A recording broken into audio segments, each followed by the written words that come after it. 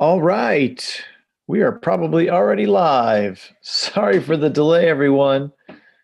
Welcome to Nagy on Sports. We are super glad to be joining you once again here, Phil Nagy, joined as always by Kit, doing this one late for you West Coasters here. This is up past my bedtime. All right. But we are probably all right. We're rocking and rolling. So it's going to be great.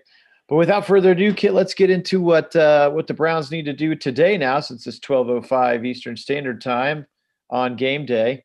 But let's talk a little bit about what this team is going to need to do. Obviously, the big news, of course, Miles is not going to be available, and it sounds like maybe Teller and Mac Wilson are going to maybe be game time decisions as well. So, what are going to be the offensive keys to the game for the Browns?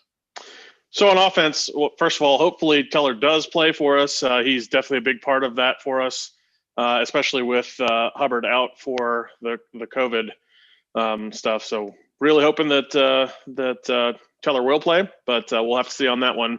It's going to really lead into our first key here, which is we really need to establish the run game early, especially outside of the tackles. And there's going to be multiple ways to do that.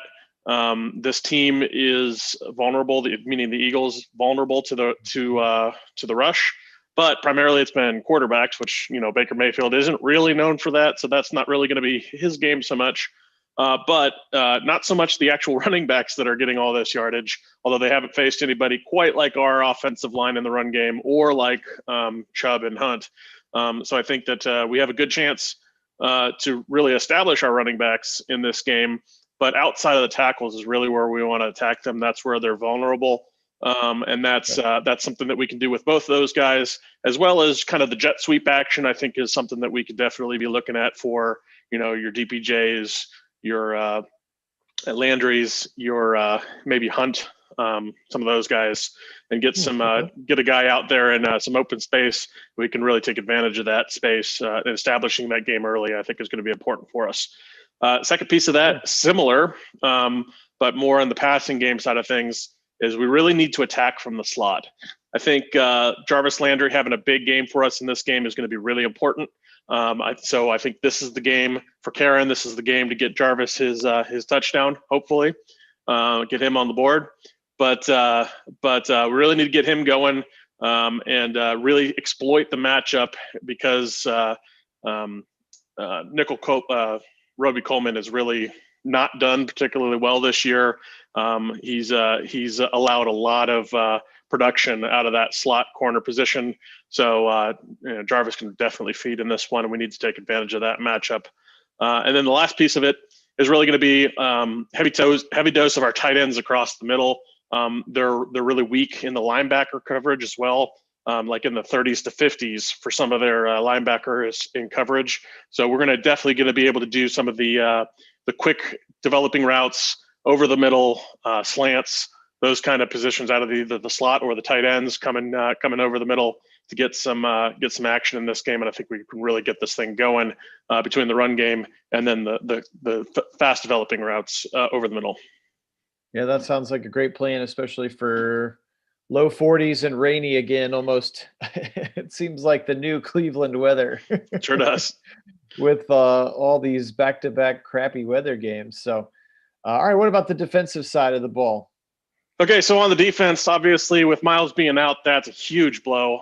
He's other than maybe arguably Baker, he's the most difficult for us to lose on this entire team because you just can't replace a guy like Miles. I mean, it doesn't matter what team we're talking about, you can't replace a guy like Miles. Our team, any other team, the guy's just dynamite back there, and he makes things happen at a tremendous rate. So in this one, we really need somebody on that D line to step up. It doesn't matter who it is. Hopefully Larry O steps up, maybe Sheldon, get some of those guys going. If maybe that's Claiborne, whoever it is, we need at least one person to step up in this game and have a big game because we need to fill some of that void that left behind with Miles not in the game. Secondly, we really need to try to limit big runs from Sanders. He's been very dynamic. He's been very good in open space and big bulk yards all at once. So hopefully we can limit that production for him. He's actually been very impressive. Less than 15 carries and producing over 70 to 80 yards in a game is really quite outstanding for production. So he's very good. Hopefully we can limit some of that explosivity from him and take that away a bit. And then the last piece of this is we haven't had it for 2 weeks now. We need to take the ball away. Get back to that fundamentals of taking the ball away. Back to good takeaway football on our defense. Get the ball, knock it out however you have to, rip it out, get those picks. This is definitely a team we should be able to do that with, even without an outstanding rush. Carson Wentz has a tendency to he's not really sacking himself, but he is quarterback produced pressures. He's one of the worst in the league in that right now. So even without the best pass rush, I think we can get that, and that potentially can lead to turnovers. He's turned the ball over a lot. We need to take advantage of that here to really get our defense going. For sure. Yeah, I think last week Harrison had one in his hands. I mean, they've been close a couple of times, but they just seem a little bit snake bit on the turnover front right now. So, all right, overall keys to victory in about 13 hours here. What's up? Okay, so overall, a couple things we need to do here. First of all, got a couple good on good matchups in this one that we really need to win those. So what I'm talking about here, our offensive line obviously is really good. Hopefully, if Teller is there, that'll be a big part of that. But our O-line versus their pass rush. I mean, we all know from our sims, Fletcher Cox is a monster. They've got an excellent rotation. They can keep guys fresh. So that's definitely going to be a strength on strength. We do not give up very many pressures or sacks. We've kept Baker pretty clean this season. We really need to, we need to win that good on good there. The other good on good, we already kind of talked about a little bit, but our run defense, which we're pretty good at, but against Sanders specifically, making sure that we're kind of bottling him up. So if we can win those good on goods, that'll be really important for us.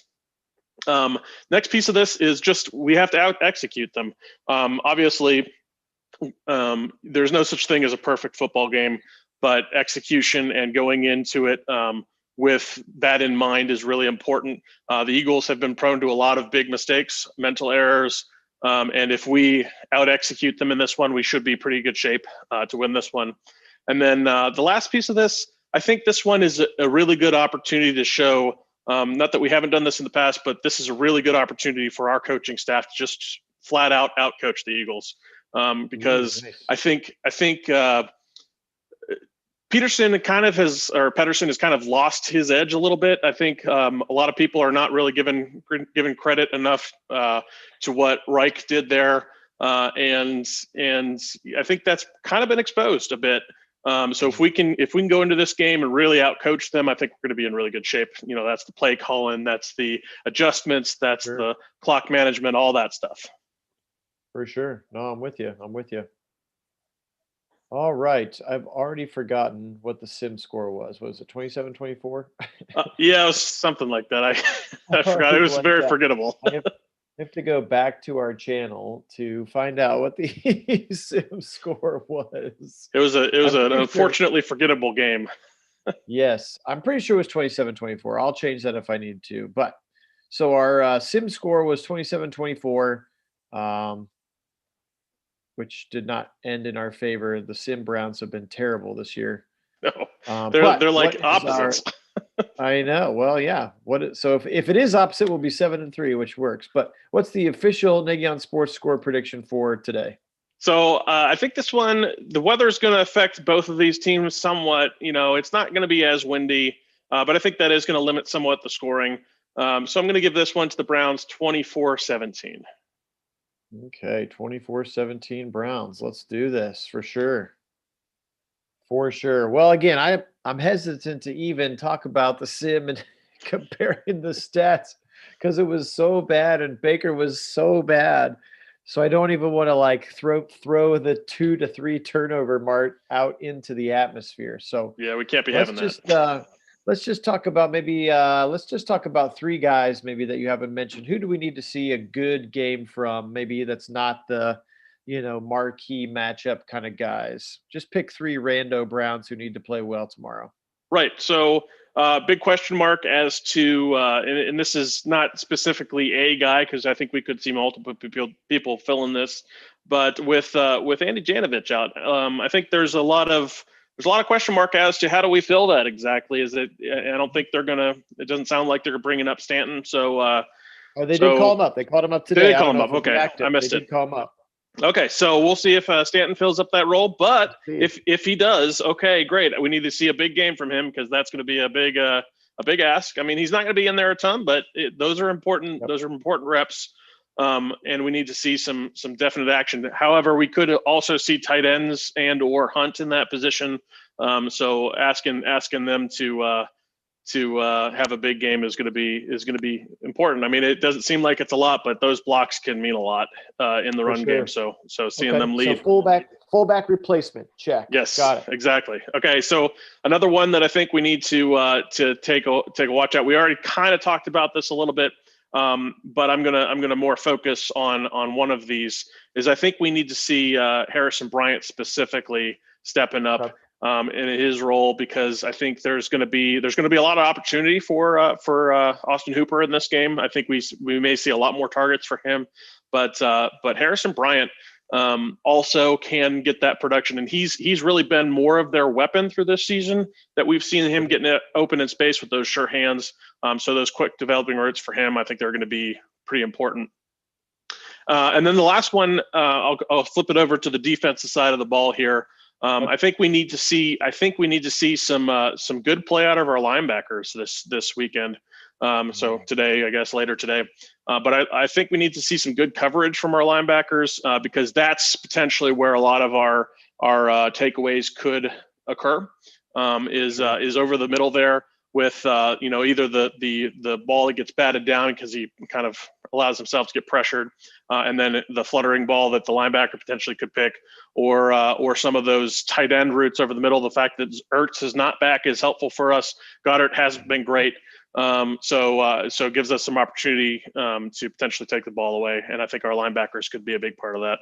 But they're also going to play a very important role in shutting down Sanders, because they're really, once the blocks have been soaked by the defensive lineman, it's that flow and fill that those linebackers have to do, and they can't miss tackles.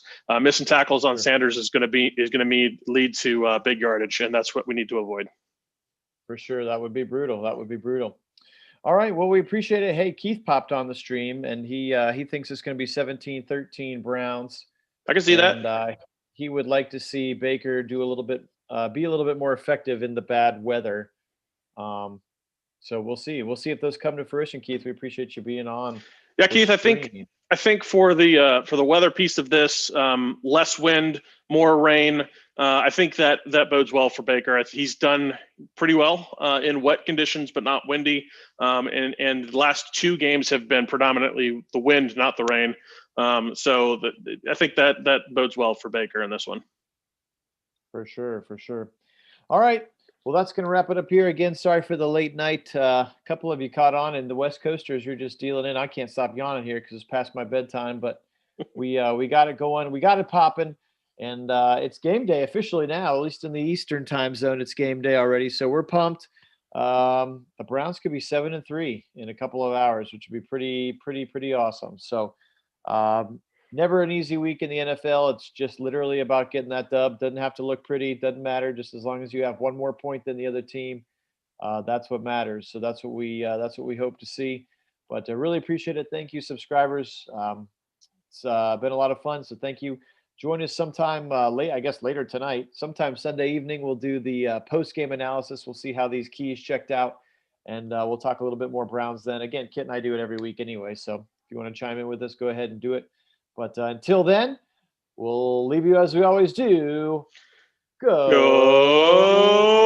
Brown!